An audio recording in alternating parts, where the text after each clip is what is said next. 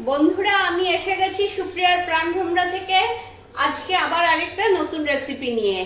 আজকে এনেছি তোমাদের জন্য কিমা আলু চচ্চড়ি। দেখো কিমা আলু চচ্চড়িটা কিভাবে করব, কি কি দিচ্ছি একটু দেখে নাও।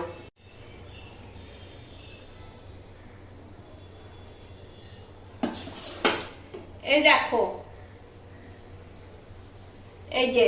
এই দেখো আমি কিমা নিয়েছি। কিমাতে এখন একটু দই দেব। এই যে কিমাতে একটু দই ঢেলে দেব। ব্যাস, 500 কিমা আছে, এখানে এতটা দই দিলাম। ঠিক আছে, দই দিলাম। এখানে রয়েছে তোমাদের আদা, রসুন, লঙ্কার গুঁড়ো, হলুদ, জিরে সব বাটা, এগুলো দিয়ে দিলাম।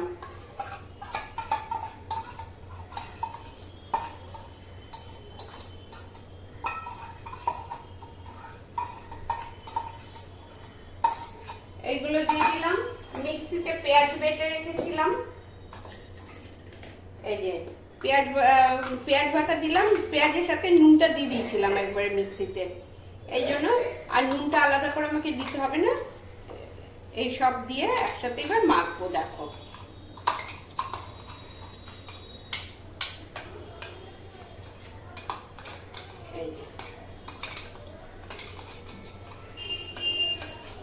এই যে এবার একসাথে মাখবো।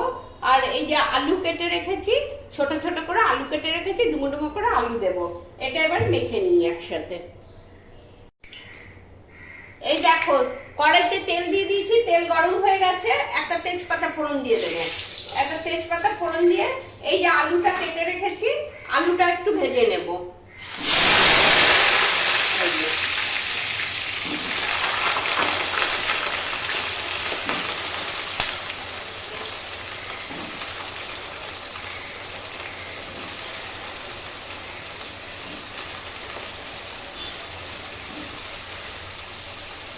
এবার আলুটা ভেজে নেব। আলুটা একটু লাল করে ভেজে নিয়ে তারপর এই যে কিমাটা মেখে রেখেছি, আদা, জিরে, রসুন, কাঁচা লঙ্কা, পেঁয়াজ, লঙ্কার গুঁড়ো সমস্ত দিয়ে যে মেখে রেখেছি, নুন, হলুদ, ওটা দিয়ে দেবো। আগে একটু আলুটা ভেজে নিই।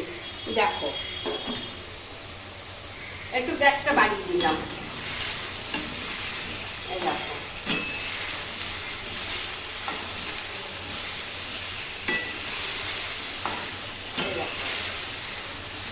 আলুটা একটু ভেজে নিচ্ছি।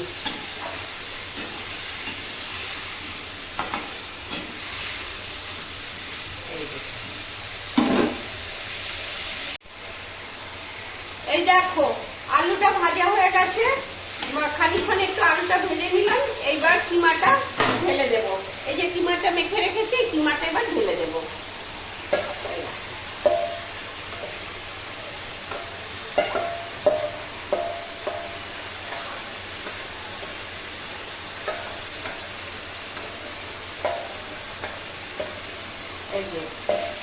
এবার কিমাটা দিয়ে ভালো করে কষাবো।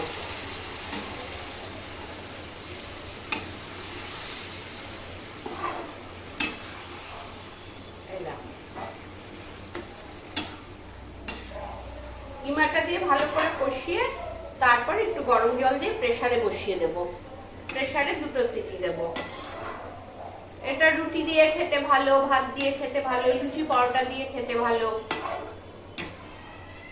কেউ আসবে, রাতের জল খাবার দেবে, পরোটা আর কিমার তরকারি, বা দারুণ খাওয়া। সাথে একটু মিষ্টি দিয়ে দিলে, একটু ডেজার্ট দিলে ভালো লাগে। এই যে এইভাবে সমানে নেড়ে এটাকে কষাবো। দেখো, এত জল বেরিয়েছে, আসলে দই দিয়েছি তো ওই জন্য। এটা কষতেও সময় লাগবে। কত জল বেরিয়েছে দেখো। অবশ্য একটা জিনিস, কষতে কষতে কিমাটা সেদ্ধও হয়ে যাবে। এই দেখো কত জল বেরিয়ে গেছে। এই দেখো, কষানো প্রায় হয়ে গেছে। এই যে কষানো প্রায় হয়ে এসছে। এবার এর মধ্যে একটু গরম মশলা দিয়ে দেব। কষানো হয়ে গেছে, পুরো জল শুকিয়ে গেছে। এবার এর মধ্যে একটু দেখো গরম মশলা দিয়ে দিচ্ছি। ব্যাস, গরম মশলা দিয়ে দিলাম। গরম মশলা দিয়ে একটু নাড়ি।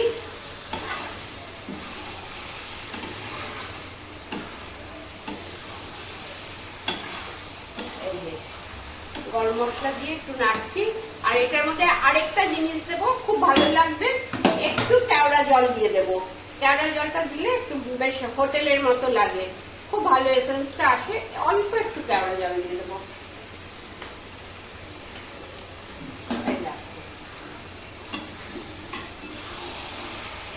দেখেছো? এই যে শীতকালের মধ্যে একটু মটরশুঁটিও দিয়ে দিতে পারো বেশি করে, ভালো লাগবে। এই যে এবার এর মধ্যে একটু জল দিয়ে দেবো। জল দিয়ে একটু সেদ্ধ হয়ে মাখা মাখা হয়ে গেলে নামিয়ে নেবো। এই দেখো এর মধ্যে এবার একটু জল দিয়ে দেবো।